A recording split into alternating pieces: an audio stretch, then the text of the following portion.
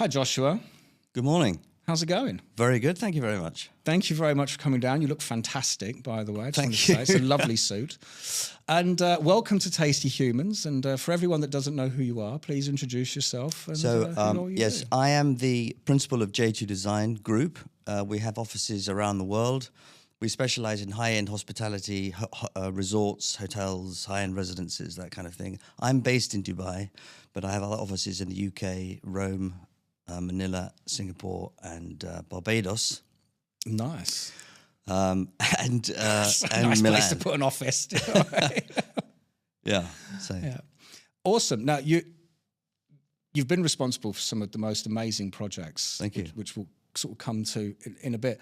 I always like to ask, though, and a great way to sort of get into your childhood and everything, is that when did you first realize you could draw? Well, I was probably about 7. My father was a designer. My mother was a designer, so I was sort of heading in that direction anyway. But I remember my father had a drawing board at home. He was working all the time, but he had a stool that he had next door, and I used to sit at the stool and watch him draw and create designs. And the thing that was really at my eyes that was the most amazing thing is you start with a blank piece of paper and you create. It's true creation. It's creation from nothing. Right, you start with a blank piece of paper, and by the end of the day, you've got something that is extraordinary. That, for me, was really the starting point. To be able to do that and to create from nothing, that is what's driven me ever since, really. And how old were you at this moment? 7. Oh, wow. And were you naturally gifted? I think I have a talent for design. I mean, anybody can learn to draw, but I had a talent for design, I think, which I probably got from my parents. And the more you draw, the better you get. Mm-hmm. But it's having that innate ability to put life into the design. Otherwise, accuracy is not always a be-all and end-all. You have to have life in it. Accuracy without life is not the same as accuracy with life in the design. Mm-hmm. And were you studying this at school, through your schooling years? No, at school, it was really I went to... I used to work at home with Dad and draw with him and things like that. And then I was studying architecture at the Bartlett School of Design in London, at University College. Mm-hmm. So I was designing buildings, and that really got me into three-dimensional design more and more and more, that you're creating spaces and working with spaces. And it was really... I was always going to be in that area. And the Bartlett was an amazing way of making you think in 3 dimensions. I did a masterclass quite recently about that. It's thinking in 3 dimensions is the beginning of all design in terms of architecture and hospitality. So, summarize the quick points then of thinking in 3 dimensions. Well, I often say this to the team or to people I speak to is if you draw a plan of something, that's just a diagram. It doesn't mean anything. So people say, "Oh, well, I've done the design because I've got the, a hotel guest room. I've got the bed here, and I'm going to put the TV over here, and I'm going to do this, that, and the other." That's not thinking in 3 dimensions. If, on the other hand, somebody who's working for me has a plan, and all the way around the plan are 3-dimensional sketches of views of what it's going to look like, that is thinking in 3 dimensions. Mm-hmm. Because then the plan is a 2-dimensional representation of what's in your mind. And that is the difference. And that means that people are already thinking in 3 dimensions. Even if they can't draw very well, they're thinking of how the space is going to work. That's vital. So you come out of school, university and everything. What was your first sort of entry into this world from a working perspective? And how different was it once you're doing it as a job? In university, you have 1 term to design a building, right, in principle. The moment you get into working for a company, you get a week to do it. Mm-hmm. So the deadlines are much harder. I first started working, I was designing for the chairman of Harrods originally. That's years and years ago. Wow. Designing his houses in Saint-Tropez and Scotland and stuff. He had a castle in Scotland. And then I went from there I had an opportunity to work in Marrakesh, designing a big hotel in Marrakesh. It had 9 restaurants, 2 royal suites. It was huge. I'd never worked on anything like that at all. nobody spoke English on site. They spoke French and Arabic. Okay, and my French at that time, after leaving university, was, you know, le chat est sur la table. You know, it was pretty rubbish. Okay. But I had 2 weeks. Basically, I learnt French in 2 weeks because there's no option. You're speaking Arabic or you're speaking French. That's it. How did you land the job? There was a friend of mine who was working for a big architects practice that was based in Abu Dhabi at the time. And they were looking for somebody to design, manage this big hotel that they had started in Marrakesh. And he said, you might, you know, why don't you try it? And I thought, well, it's such an exciting opportunity. I'm kicking myself if I don't follow it. So I went to Marrakesh the next month, and I was there for 2 years. Were you qualified to do it? Not at the beginning.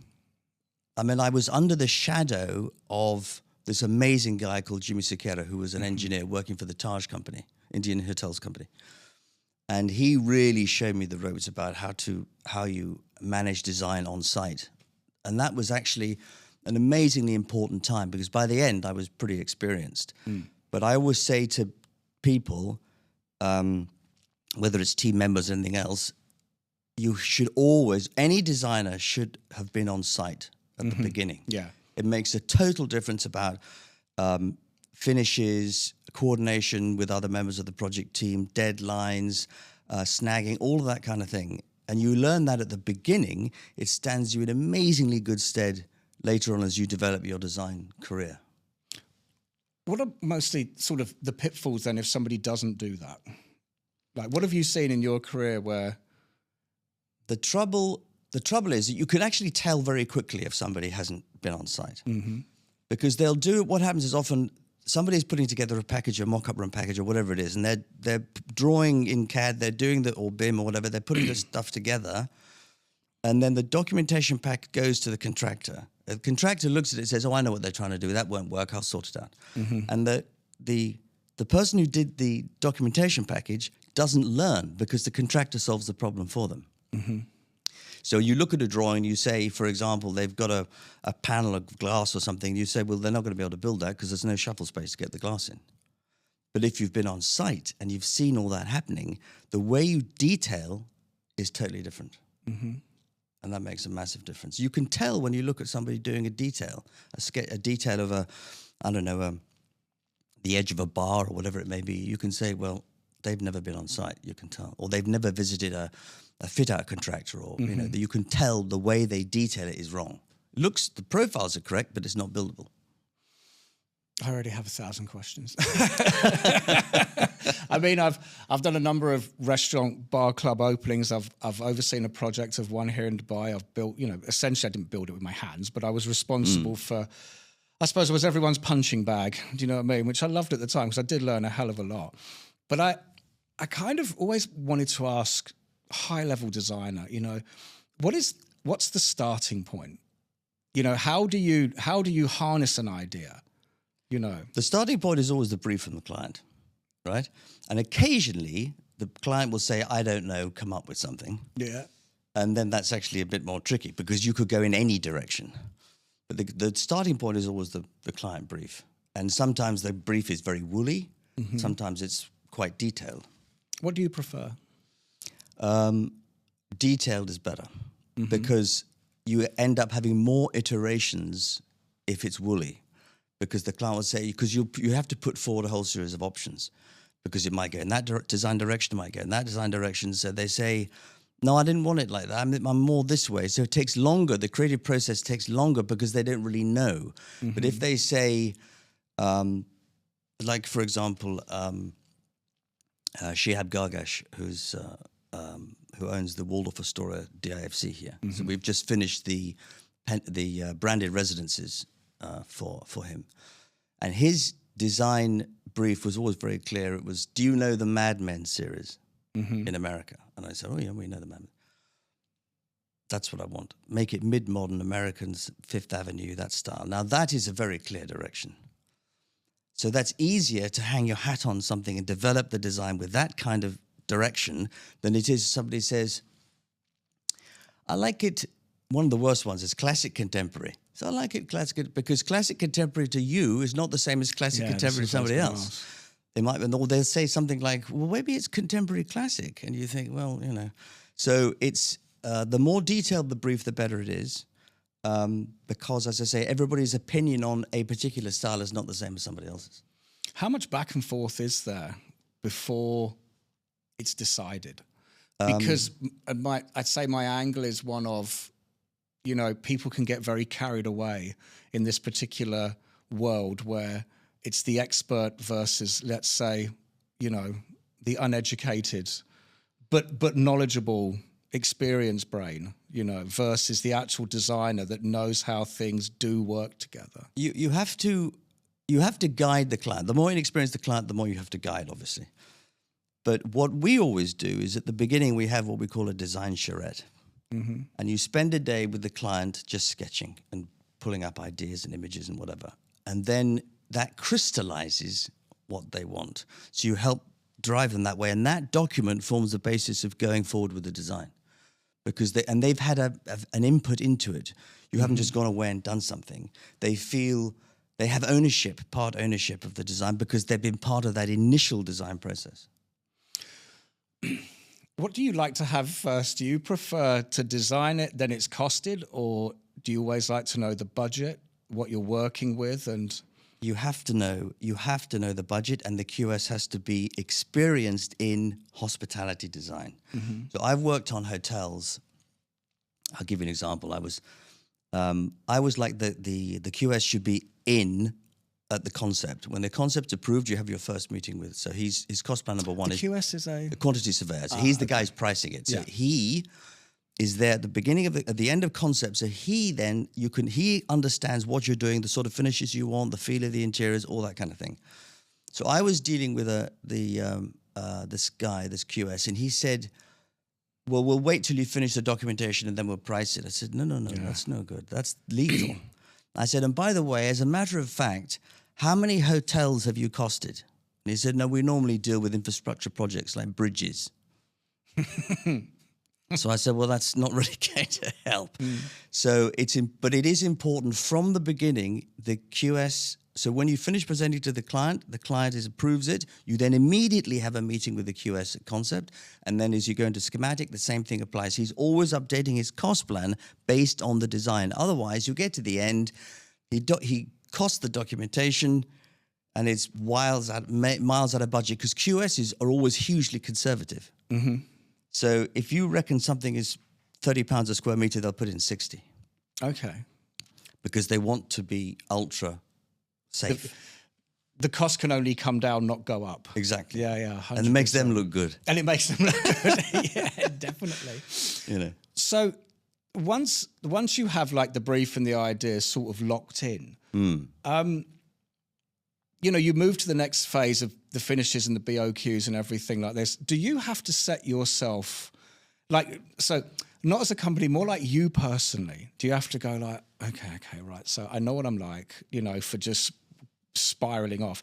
Do you have to set, after all this time and all this experience, do you have to set yourself boundaries where you're like, right, okay, don't go off on tangents, or do you more like to go, let me just go crazy and then refine it? How does your own specific like approach happen? Once the concept's approved, right? You're heavily into the design at that point anyway, and quite often you'll do options, and the one that you did first is generally the one you stay with. Okay. So you go because what's happening is you're saying, well, I'm going to turn it on its head and do something different, for the sake of doing something different. Because if you're a creative person with a lot of experience, you get to where you need to be quickly. So then you think, okay, let's turn it on its head. I'll do something else. And then you're basically fabricating ideas to create options when you've already answered it. Why do you turn it on its head?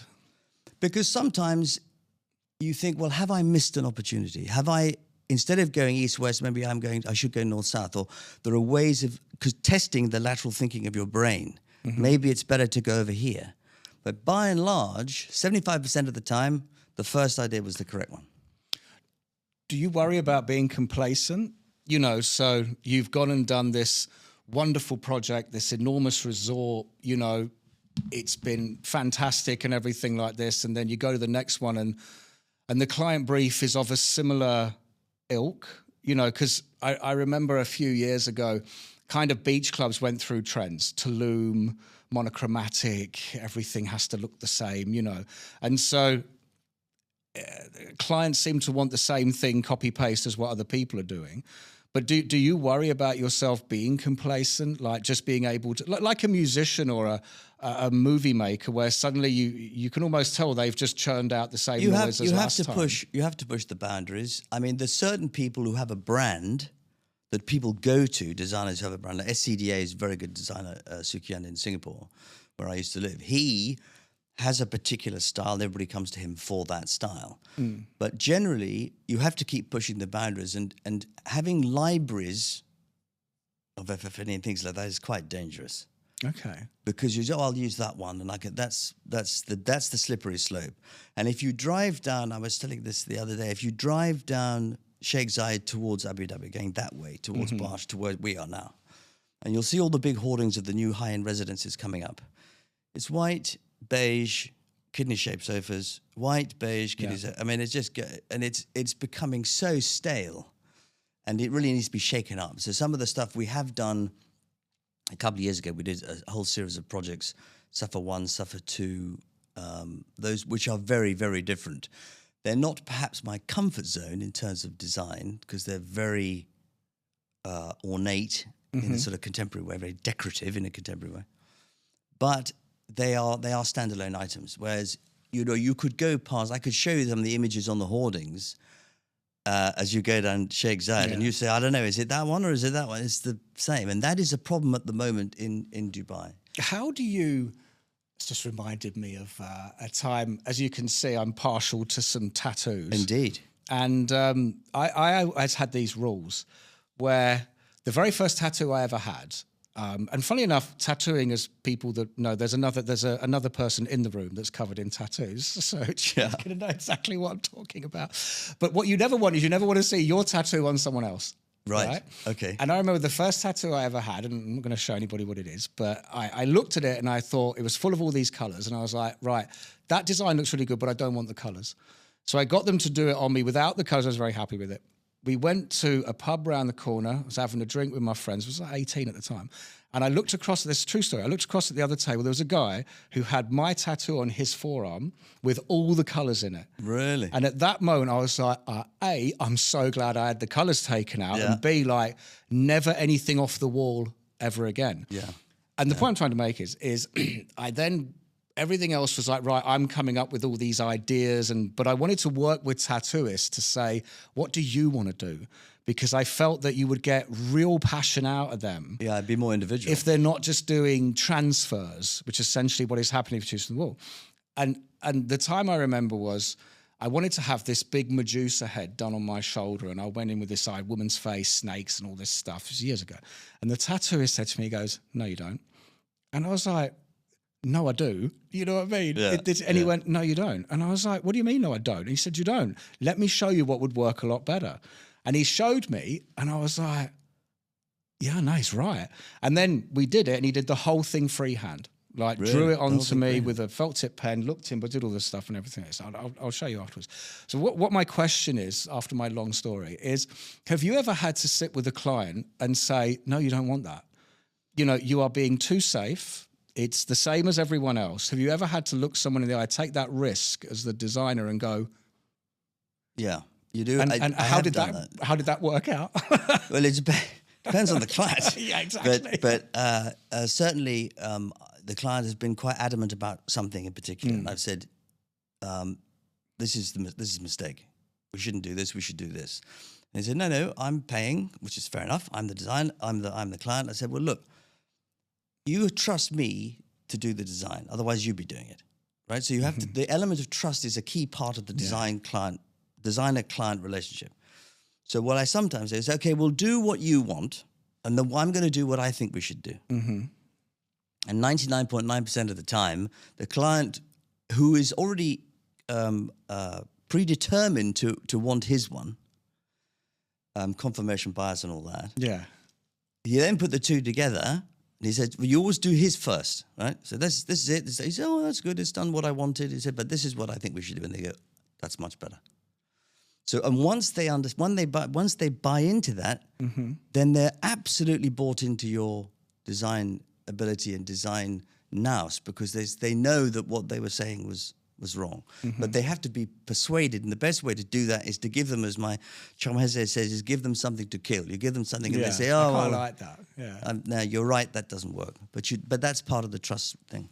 Have you ever turned down a project based on what I've just said, where you're being forced into a design and you're like, I'm so uncomfortable with what they want to do, I won't be able to do it? I've turned down 2 projects, but for different reasons. One is, as you say, one was sort of bright green and gold and completely overboard. And I said, a good designer should be able to do that, but it was so far out of my comfort zone. I said, I'm sure somebody else will do it, but it's not. Our designs, although we don't have a brand, we don't have a design style, it's about elegance and sophistication and those sort of things. And this was not that at all. The only other time I've turned a client down, actually, I kicked him out of the office because he was rude to the staff. And we were to sign the contract that day. I said, get out. What did he do? I have to ask. He said, you'll never work in this country again. And I said, well, that be that as it may. Do you know the people I know and all this sort of crap? I said, look, that's not the way. The poor girl was in tears. I said, get out. And what caused it, if you don't mind? Was it just a misalignment of sort of direction or understanding? We were putting together a load of finishes boards and all the materials and stuff like that on the big boardroom table. And the girl was quite new and she was a bit nervous. And the guy came in and immediately started rubbish anything and said to her, you don't know what the hell you're doing, get out. This is in my office. So I said, leave. Oh, good for you. But luckily for me, because he was bigger than I was, my second in command is enormous taekwondo fighter. And I pushed him to get rid of him. Do you hire him for that reason? Yeah, no, exactly. Right, you're going to stand right 6'5". Oh, wow. Killer. I wanted to ask, how do you... So there's a term called value engineering. I'm sure you know. Look at your reaction to value engineering. VEing. Is that everybody wants a Ferrari, but they're going to give you the money for a Mini. But they want their Ferrari. And then they don't understand why they can't have their Ferrari. Do you know what I mean? Because everyone else is driving a Ferrari. Yeah, do you know what I mean? That's true. How do you manage VE, as you call it, and managing the clients? The way to avoid VE, it goes back to what I said about the QS. You have to have the QS into the beginning because he's been told what the budget is. And we've been told what the budget is. But you're designing with him at your elbow all the time. The major VE problems happen when the QS comes in at the end, and then you have a problem. So you shouldn't need VE if the QS is part of the design, not part of the design process, but part of the costing from the beginning. Then you don't have it. Okay. And how do you manage that meeting the relationship with, like I say, with clients where you know what you want, you know what works, you know where you want to get it from, but they're challenging you all the time to say no. You need to find it somewhere else, or it's almost like I think what I'm trying to ask is how much of your job in your own mind is compromise, where you have to say no, Joshua. No, I get it. Okay, so take an example. If the client says, look, we can't use limestone, we have to use porcelain, and I say, okay, but in the certain areas we'll live with that. But the key element, because it's about spending the money wisely. Where you're going to put the money, where it has most impact, least cost. So you then have to take a decision about certain things. And I often give, if we have to get into this VE situation, God help us, then I prepare a spreadsheet. Sorry. I prepare a spreadsheet which has like a traffic light system. And I say, if it's red, means you got to keep it. Otherwise, the design is completely ruined. You have to keep. So the red means you cannot change it. Green means it's not a problem. Orange is we could maybe do it in certain areas. And that gives the client a very good idea of where I believe the design will be compromised, and that's a good way of helping the client. Is it always a nice, seamless relationships between the designer, yourself, and the project manager and the client? After all these years, and that's Not always. That's not like a loaded question. Always. It's more like, do you know now how to treat, how people want, instinctively, okay, how people want to be treated. They're going to be a bit nuts. I'm going to be a bit nuts. You get to know all that anyway, as you say, by experience. When you, at my age, when you go into, with my experience, I go into a boardroom to make a presentation, there's a whole group of people there. You say, that guy's going to be okay, that guy's going to be a pain in the ass, that guy is going to be, not listening or whatever. So you get to understand those sort of people. But by the same token, project management, which is your experience, a key part of that, the relationship with me, is if the first thing I say when I meet a project manager is, how many hotels have you project managed? How many high-end residences have you project managed? And if he says, well, I've only done hospitals, then that's a red flag already. Yeah. Yeah, because you need to be able to be on the same page. I think my key learning from project management was, with a designer, was keep everyone away from them.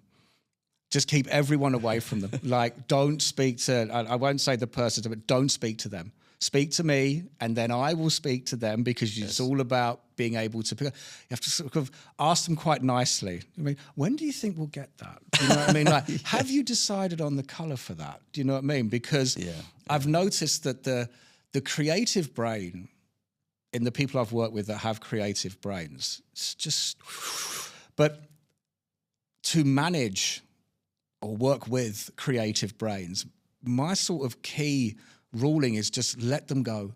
Like, don't try and control it, because you can't. Like, I say batshit crazy, do you know what I mean? But let them go and be nuts, and then, because that's where it's coming from. Do you know what I mean? And when you have a non-creative brain, they say it's the four brains in like management and stuff like that. You have an accountant that's not creative, unless they're doing creative accounting. But most of the time they're very number crunchy, and they don't understand what's happening over here with design. And so I think a great question for you is, by your own admittance, what goes on inside your head in the creative process? Well, the great thing about creativity is it tends to feed on itself. So when you have as I say, because I always start with sketching anyway. So when you start sketching, other ideas come into your mind, and it speeds up and up and up. And we can do that, we can do this, and it feeds on itself. And that's one of the most wonderful parts of a creative brain, that you get, the more you're doing it, the more ideas you do. You start sketching, oh, I could do that, we could do this as well. And that is the buzz, and that is a vital crux of all creativity in terms of three-dimensional design, or design in any kind of design. It's once you start, it fizzes on and on and on and on. And then, and sometimes you'll get overexcited. Well, we could do this. And think, actually, shit, no, that's not going to work. That sometimes happens. But it's the spark and the fizz that keeps it, other ideas suddenly pop into your mind, That's the lovely part of it. How do you know when to stop? So you see, right, the original idea was all these walls are going to be white, and then the rest of it's come to life, and then you're like, no, I could put something there. So now you put something there. Do you know what I mean? Oh, but now I need to put something there. Do you know what I mean? Well, now that's there and there. Yeah, you get that. But look what's happened to the floor. Yeah, and it's like, but then you do the floor, and it's like, yeah, but then that was... So how do you know when to go, stop? Well, that's enough. Because it's a holistic approach, which is because you're drawing it in 3 dimensions, you're designing it in 3 dimensions. So all the pieces are locking together anyway. You're not doing a bit over there, then a bit over here. So as you're working and you're coming up with thoughts and ideas, and then you go, bang, that's it. That's what we should do. And then you're off and running. Right? And then you don't deviate from that. This is right. I know this is right. And that comes with creative ability. I was going to say, are you good at not deviating? Yes. Perfect. Because I did want to ask, I worked on one project once where design is locked in, brands locked in, the ideas locked in. There's lots of really nice looking documents about commercial studies and how we're doing it. And then from out of nowhere, a complete 180 was done, where the train had, I suppose numerous carriages of the train had left the station, but not all the train. You know what I mean? So the finance train had definitely left the station. You know what I mean? The original BOQ had left the station. The demolition back to Shell and Core had left the station. You know what I mean? Pricing is done.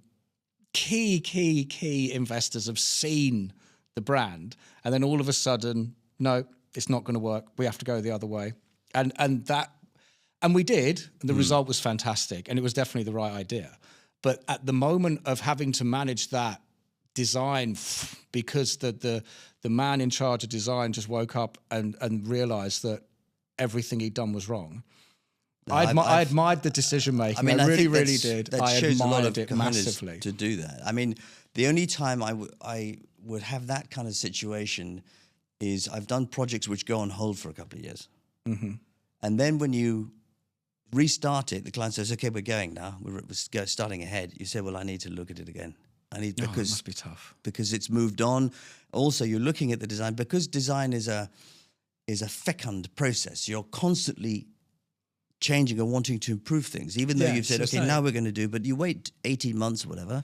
You think, we should do this instead. You will definitely change, but I haven't ever done a 180 in once I've thought because there's a lot of conceptual process at the beginning, but once that's done, bang, that's what you're doing. How happy are you with your outcomes? You're always. So I laugh because I've always wanted to ask designers this. It's like I really want to sort of just see what's in the mind, because you're never completely happy. You go into the finished product and it's all wonderful and it's getting all the plaudits. And all you do is you tend just to see the mistakes. You think, shit, I should have just changed that, or there's a detail there that we could have done with an extra something. That's always the case. You're always, you're only as good as your previous project, the most recent project, but then there's the next one comes along and you always want to do something better. You're constantly trying to make it better. Where do you get your validation from? Because I know from being a consumer, for instance.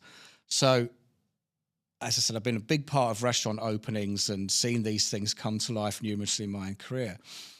But many other walks of life, I have no idea how it's done. You know what I mean? I have a car. I don't actually know the people that built my car. You know what I mean? I get into I look at it and I go, that's really, really nice. And I get into it and this feels very, very nice. But now it's just a car. It's like when you design hotels, consumers will go into a hotel and they'll go, wow. And then that's kind of it.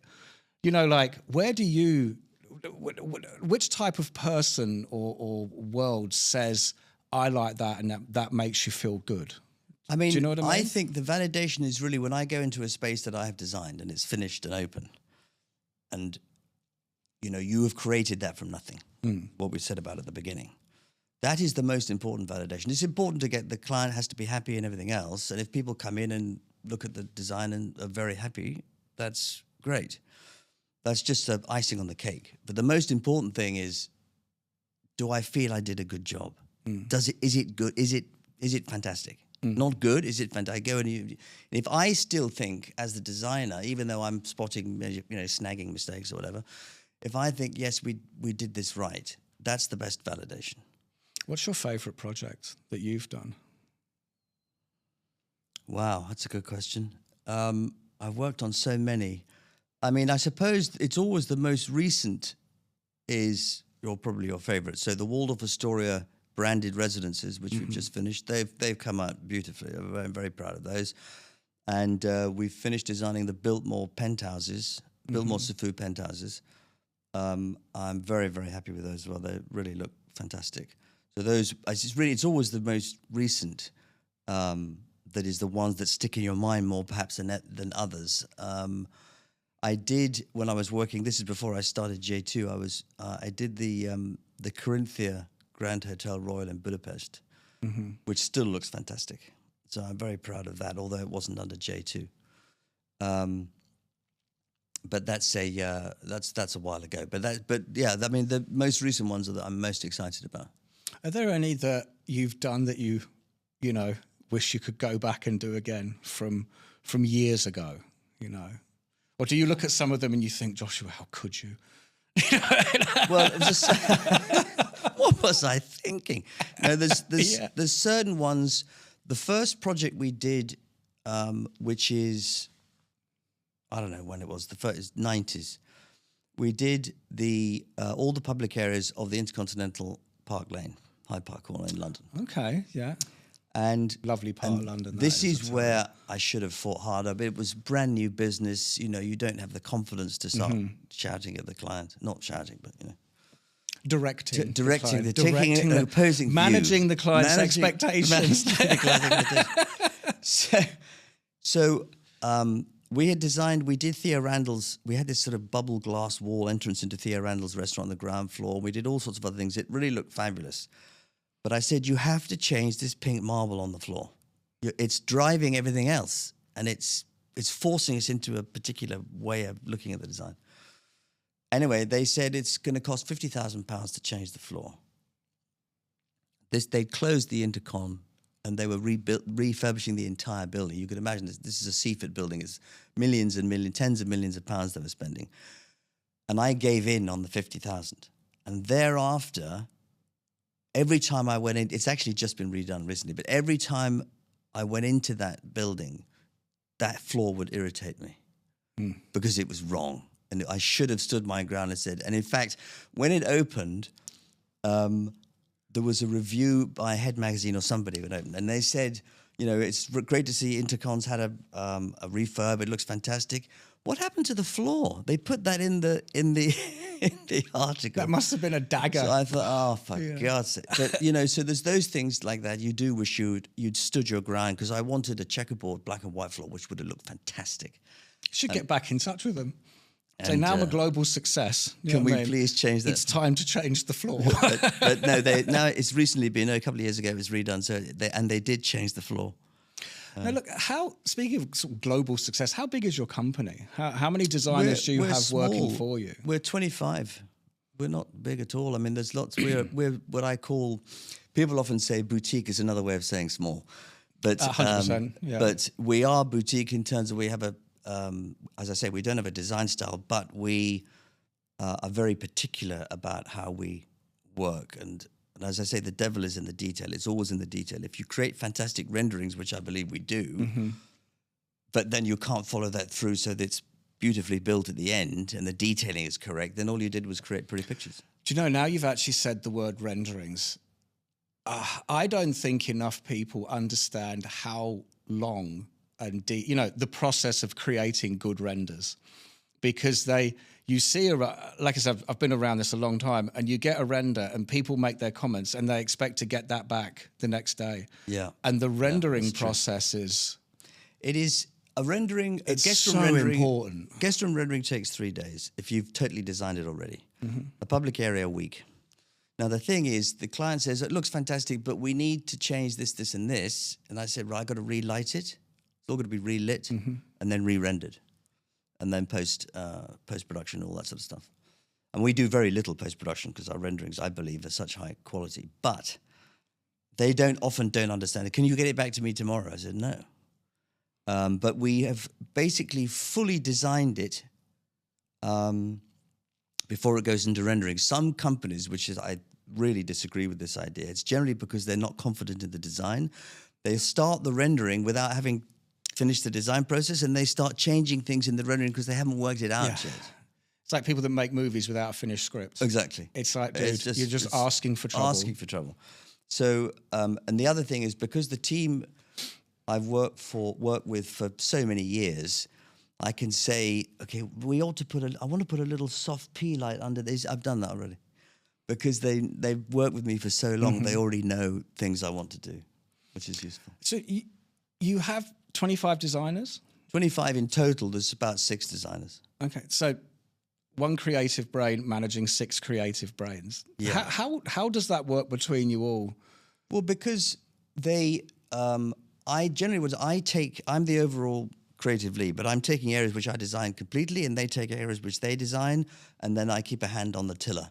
But because we've all worked together for so long, they know how my thought processes, such as they are, they know how they work, and I'm quite linear in what I want, and they understand that, and they design it doesn't stop them having their own creative input. They're still designing the spaces, but I'm overseeing it, and then I'm designing all certain of the spaces entirely myself as well.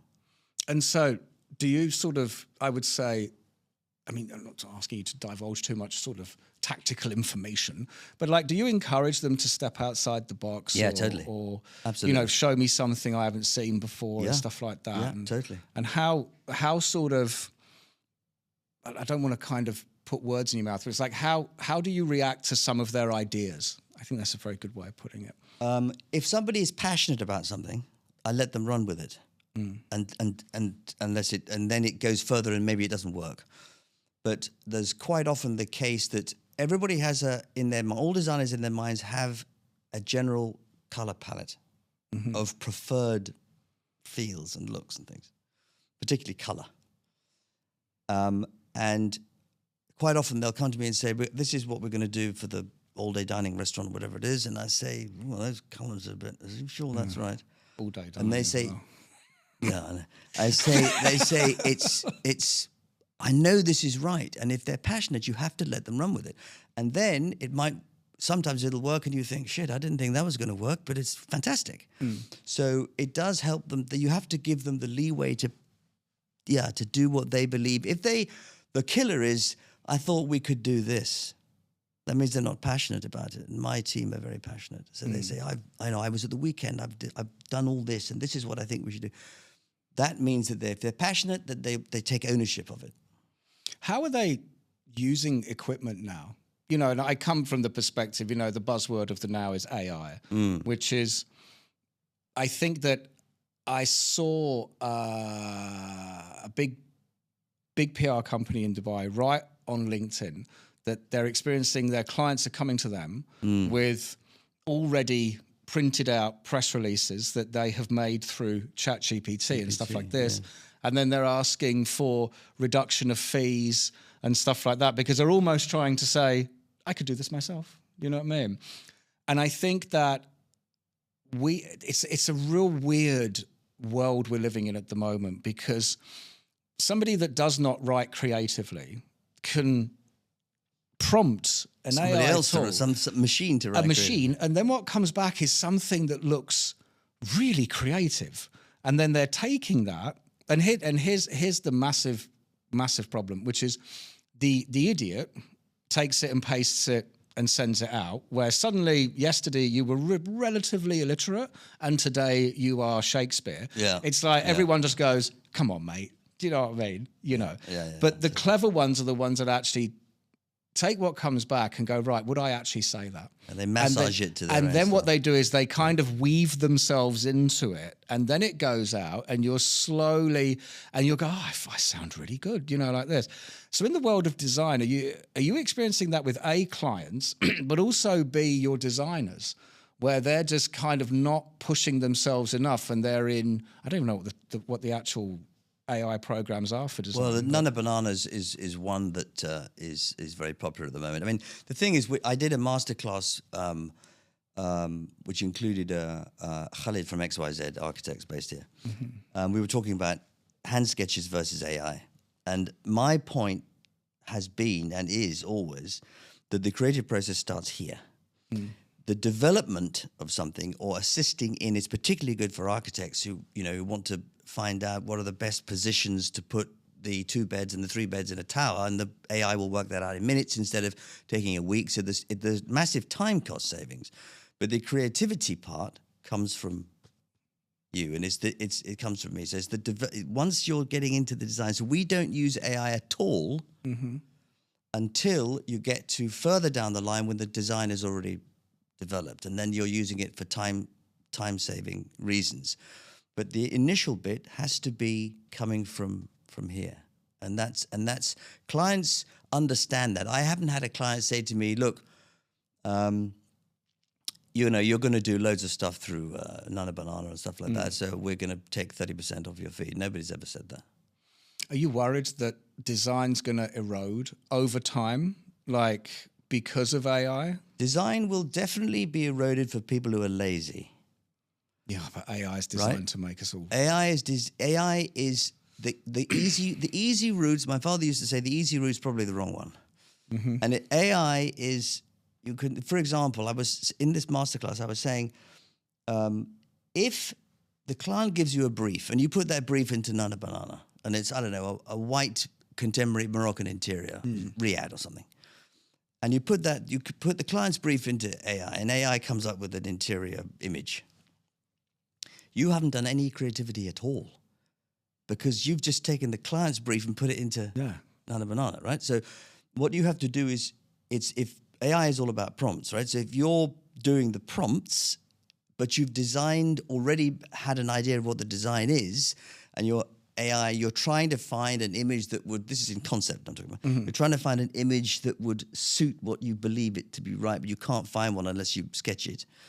Then you put your sketches into Nana Banana and they will come up with an interior that's sort of, but it's never right. It's never works. And it's really the wrong way to do things. You're letting the AI drive the concept, which is, the concept should be driven by here.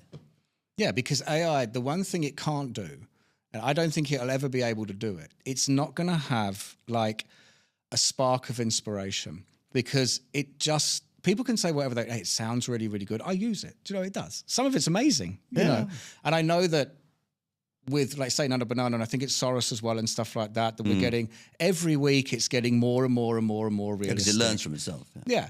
But it's whether or not it's ever going to have that new idea that connects with human beings in a way that music, film, design actually does do, where you don't actually know why you feel that way.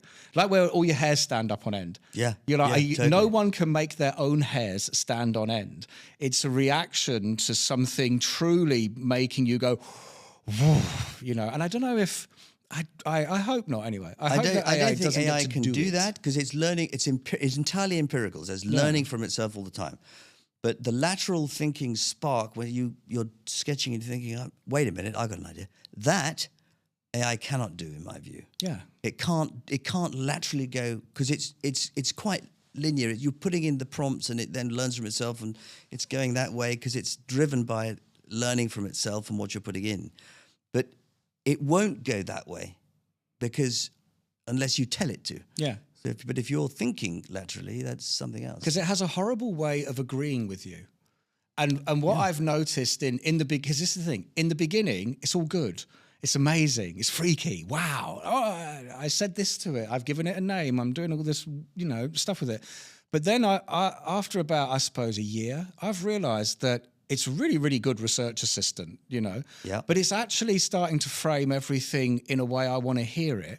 And personally, I don't really like that. I subscribe more to challenging something and being told, you know, given maybe an abrasive opinion from somebody, which is like, no, it shouldn't be like that. No, you're wrong. We should try it like this. And I don't know if AI is Yes, it will always agree to, with you, because it's following your prompts. It's never going to get in your face. Never going to get in your mean? face. I mean, that's the thing about AI is it's not challenging in the way that your mind is challenging. That is what the mind needs. What the mind needs.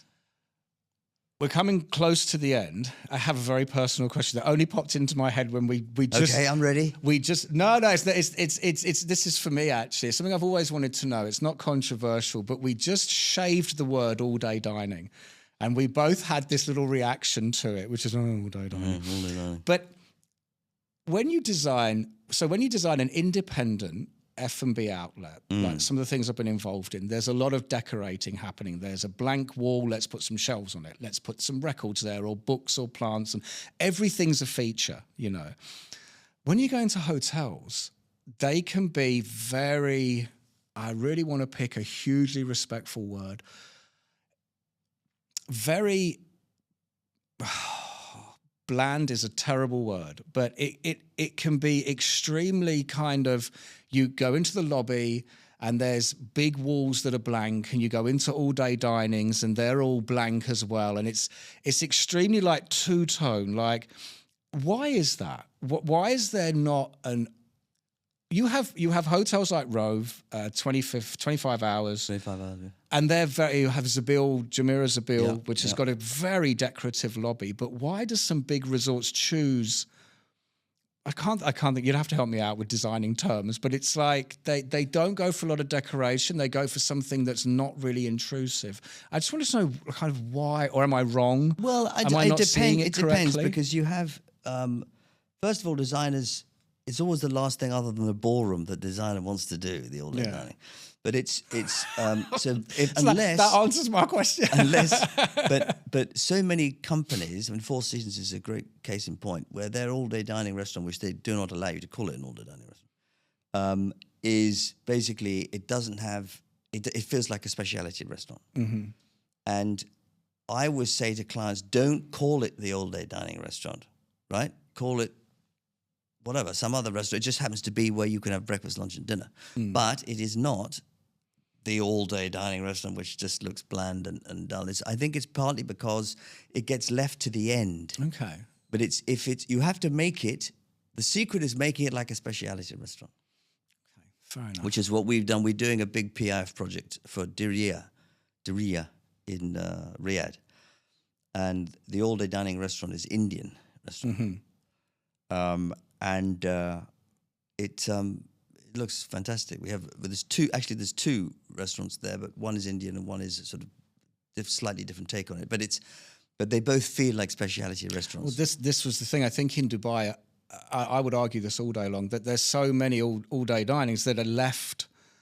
I'm genuinely pleased you kind of said it's not like it's left till last. And you can almost feel it, where the lobby's great, the rooms are amazing, corridors are spectacular.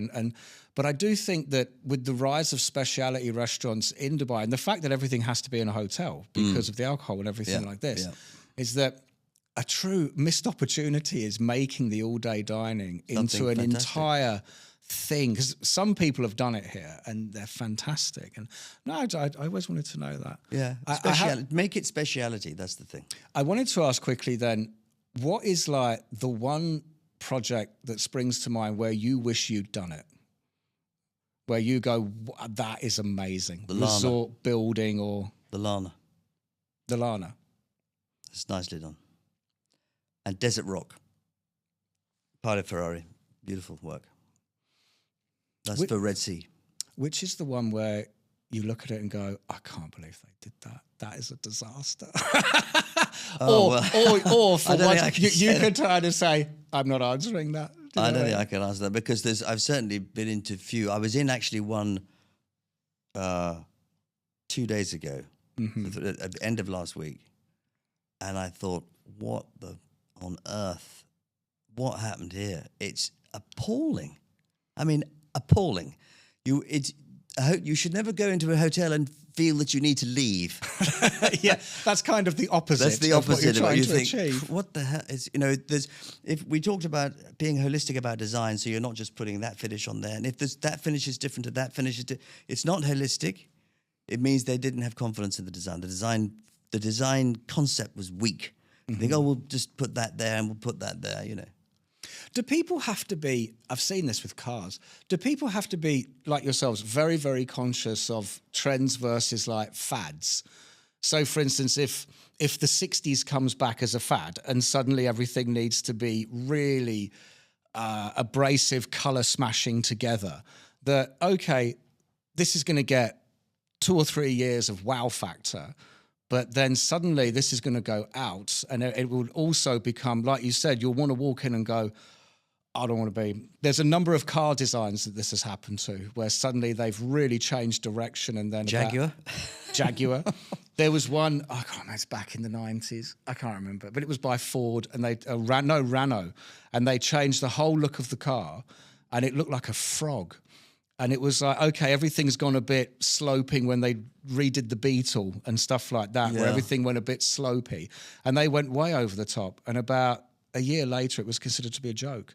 And I just think with designing a hotel, for instance, you're looking at, 7-8 year ROIs. You're looking at 20-year refurb cycles, Or they always say 10 years hard refurb, 5 years soft refurb, which never happens. It's always 2010, right? Yeah. I mean, there's certain companies. I designed a W hotel in Morocco. And you know what W's are like, right? Yeah. So I was trying to make it not timeless W, but a W that has some legs in it. Because W always say their first hotel is the next hotel is the first hotel. So they keep reinventing. The trouble is, if you go to some W's are very nice, you go to some and it's dated before it even opens. Because it's so over the top, and it's Marmite as well. I mean, some people say it's fantastic, but then you later and you go back and you think, it's a bit. So all our designs, as I say, we don't have a design style, but our designs really are about. There needs to be an element of timelessness in it for it to have longevity and for it to still look great in 10, 15 years' time. Fantastic. Look, we've come to the end, but I have one quick question. You're a massive James Bond fan, yeah? I am a massive James Bond fan. What's the best James Bond movie? Ooh, which era? Okay, it's probably Goldfinger. Yeah? Probably Goldfinger. Spy Love Me, also fantastic. Yeah. Another classic. Great beginning. Great. Great He did that in one take. He did it, yes, and it actually recently got voted as the best opening of all of the openings. I went to see it in Leicester Square in London, and when that happened and the parachute, the entire audience got up and started applauding. Exactly. Fantastic. Awesome. Fantastic. Well, look, we've come to the end. I've had a great time. I really have enjoyed this because I've got to ask you a lot of questions I really wanted to sort of understand. But in true Tasty Humans fashion, if there's one thing you would like leave on the table, one statement about life, your career, your passion, design, anything, what would that be? Don't do anything you're not passionate about. If you're not passionate about it, don't do it. Fantastic. Very straightforward. Joshua, thank you so much for coming down. I've really, really enjoyed it. I wish you all the best in the future. Thank you very much. Really enjoyed it too.